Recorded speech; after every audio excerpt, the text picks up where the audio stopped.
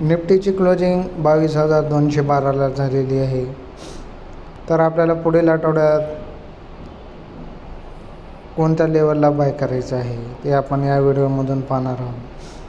तर आपल्याला बाय करायचं आहे 22,250च्या वर व पहिलं टार्गेट असेल आपलं 22,295 रुपये. 22,295 नंतर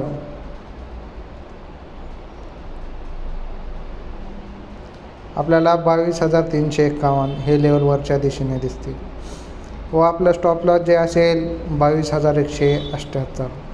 22,178 तुटल्यानंतर खाली 22,105 व त्याच्या खाली 22,015 व हे लेवल तुटल्यानंतर आपल्याला खाली 21,880 व त्याच्या खाली 21,795 हे लेवल आपल्याला पुढील आठवड्यात दिसू शकतात.